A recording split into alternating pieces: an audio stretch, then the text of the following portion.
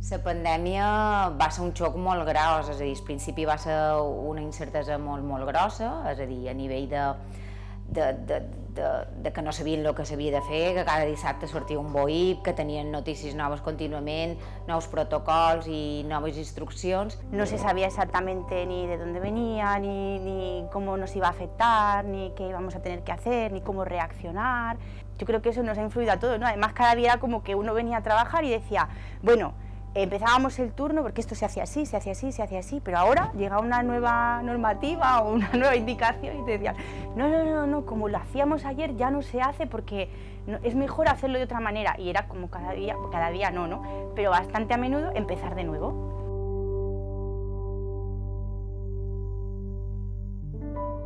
En el moment de la crisi del Covid, la sobreprotecció per nosaltres era que no se contagiï ningú, que no entri el Covid a la residència. Estaban en las habitaciones sin poder salir, no se juntaban tampoco en el comedor, simplemente con su compañero de habitación, no recibían las visitas de los familiares, pero tanto los trabajadores como los familiares entendíamos que todo esto era una nueva situación, que había que ir adaptándose y yo creo que al principio se ha hecho lo mejor que se ha podido. Estàvem molt limitats, jo som molt d'entrar, estar amb ells, i claro, també estàvem molt limitats pels usos dels EPIs, que no n'hi havia molts, i no podíem entrar a ferrar-los, havien de mantenir una distància, això ho hem viscut molt malament, però no només ells, nosaltres també. Porque también estaba muy nerviosa ella, con todo lo que tenían que quitarse, ponerse, entrar en la habitación para lavarme y luego ya no podía entrar hasta que no se cambiaba. Y se ponían a la puerta, ¿qué es lo que quieres? Ahora no puedo. No se'ls podia amenitzar molt més l'estància quan, si estaven en quarantena dins el que és la planta, havien d'estar dins l'habitació, i dins l'habitació no sé si heu entrat, però no és que sigui molt gran, no poden caminar molt, no poden tal. Jo me'n recordo, i sempre he xerrat amb amics quan ho comento, que n'hi ha qualcun que fa voltes a la taula. Clar, ells estan avasats que vulguis o no tenen jardins, passegen, tal, n'hi ha molts que surten, aquí no se'ls deixava sortir inicialment.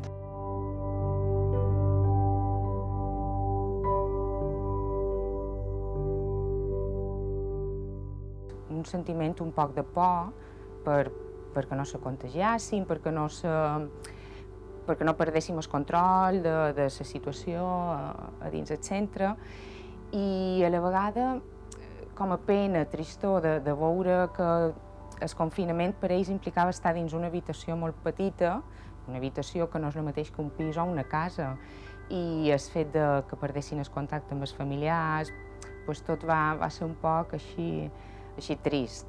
Yo lo he vivido muy bien, pero por mal por mis hijos, porque no los veía.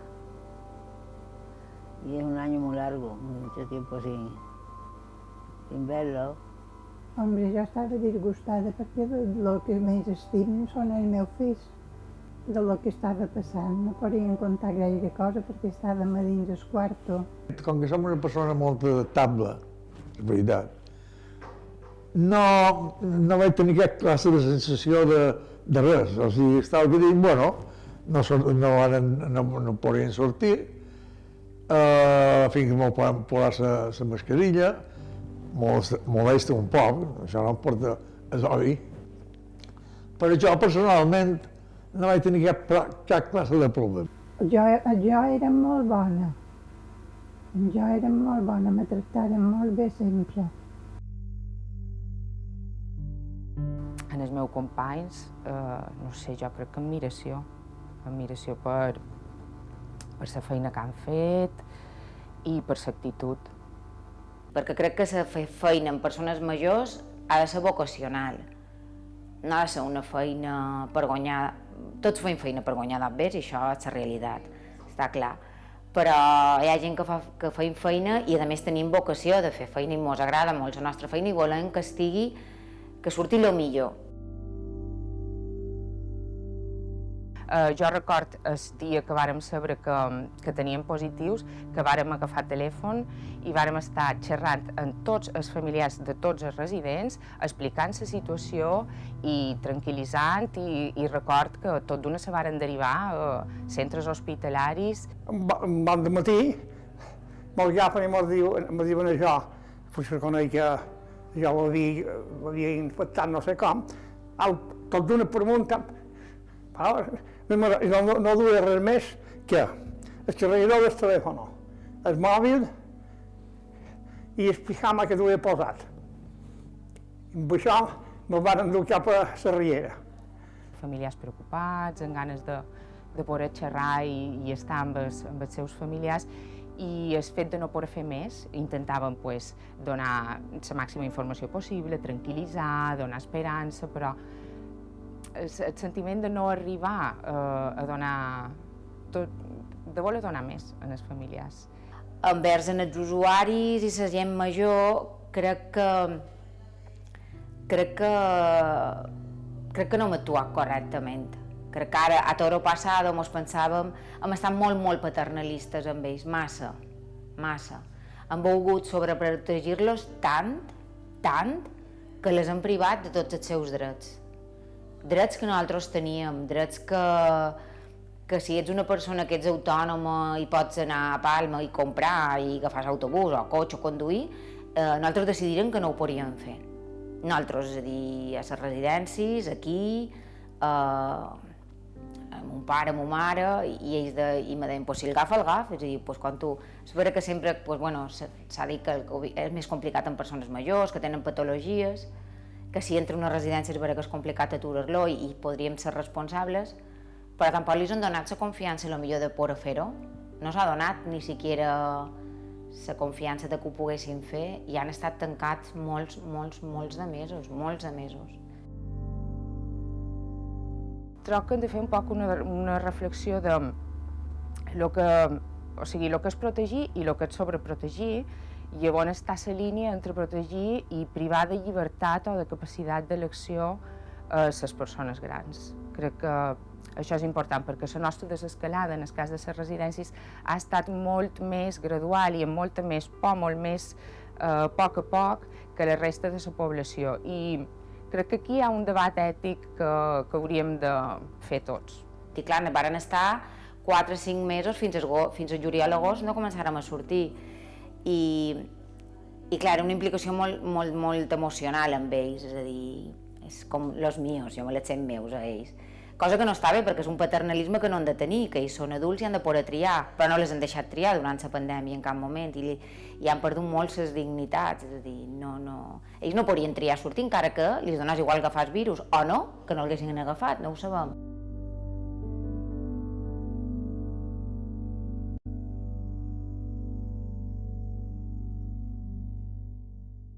Aquestes adultes estan acostumades a tractar amb persones, pobres persones, que no poden dir res, no poden fer res, estan així. Jo, per cert, encara avui en dia, a mi no m'han de tractar com un infant, o sigui, ben que dir, jo el tinc ben moblat, o sigui, que no... Però la manera de tractar és com si tractés una guarda d'infants, i a mi això me rebenta, no? A mi tractem com som, i s'ha arribat. Jo crec que el que hem de fer és escoltar-los a ells i deixar de manar a nosaltres damunt ells. És vera que s'ha d'arribar a un equilibri, perquè vivim en una societat que tots, és vera, no fem el que ens dona la gana, no anàvem en cotxe sense cinturón, ni fem... perquè vivim dins una societat amb unes normes i dins les residències, jo crec que el que s'ha de fer és escoltar-los més a ells i atendre les seves necessitats, que són diferents, totes. M'hem donat compte que les persones majors, els nostres residents, tenen més fortalesa de la que pot parèixer a primera vista, tant a nivell físic com, sobretot a nivell psicològic i emocional. M'ha sorprès, no només durant el confinament, que hi ha hagut moments molt complicats, però bueno, que potser ho han duit millor de lo que esperava i després, ara, una vegada que hem anat tornant a la seminormalitat, la capacitat de recuperació que han tingut. Crec que cap a on anem i que el que estem començant a fer és anar cap a l'atenció centrada en la persona, centrat en el que cada un vol, no volen ser atesos, és a dir, no han de tenir el pensament de faràs el que jo te digui, o ara te menges això, doncs si no se vol menjar tampoc passa res, i no perquè estigui en un centre institucionalitzat ha de fer el que tu li diguis, han de fer el que ells vulguin.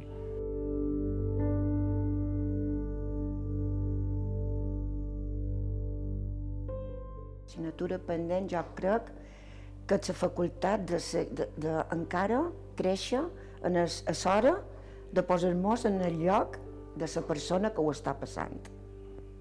Perquè per molt que nosaltres ho veiem, no ho sabem. Perquè ells ens diuen, és que estic aquí i me tenen que no me puc moure, no puc sortir. Arba. Jo crec que això també hauríem de treballar un poc, nosaltres. Si esta situación se repitiera, quizás sí se podría intentar organizar de otra forma para que los familiares y los residentes pudieran sentir más esa cercanía, ¿no? Por ejemplo, es muy difícil al principio, cuando se empezaron a tener las visitas, tener a un residente sentado a una distancia de su familiar sin que su familiar ni siquiera pudiera tocarle las manos. Para nosotros era muy impactante bajar y tener que decirle al familiar que no podían tocar. Crec que mos va agafar molt de nou i mos varen faltar recursos per poder estar més en contacte amb les famílies, que els residents poguessin estar més en contacte. Jo trobo que una de les assignatures pendents és com volen que siguin els centres, les residències, perquè si ja ha estat dur per la població general estar confinat dins casa seva, per les persones majors que han estat dins una residència, crec que ha estat més dur encara, perquè una residència en aquest moment se pot semblar més a un hospital, a un hotel, però no a una llar. Crec que hem d'aconseguir que les residències, a nivell arquitectònic, de decoració, d'activitats, siguin una llar. La massificació dels centres no és el model que s'ha de seguir, s'han de seguir centres molt més petits. I és que fa molt l'actitud dels treballadors també cap a ells quan comences a treballar així, perquè és molt important conèixer la història de vida de cada un d'ells i conèixer el que han viscut, perquè clar, de xerrar d'una senyora de la 327 o la 300 o la 900 o el que sigui, xerres d'una persona i que saps que ha viscut tot el que ha viscut, és a dir, i la veuen amb més humanitat i amb una dignitat, que és el que se mereix tothom. Aquest model que ara s'està implantant aquí té molta sortida, que ells també se veuen millor, se senten com a més importants, que formen part de nosaltres. No sé, és molt enriquidor, la veritat. Jo estic molt content amb aquest sistema que ara ojalà s'implantés per tot, perquè els usuaris ho noten i nosaltres també. Empiezo a caminar y estoy más alegre y hablo más. Y eso es lo que tengo, mucha alegría ahora. Ganas de hablar. Antes no, antes estaba más amorriada, me veía triste. Estaba oscura, más aquello más oscura. Y yo ver la luz, esa alegría, esto. Han hagut de passar una pandèmia per llavors valorar el que realment tenim ara. He vist com ells ho han passat. No sé, jo crec que se mereixen el més gran del món, perquè mos han donat una lliçó,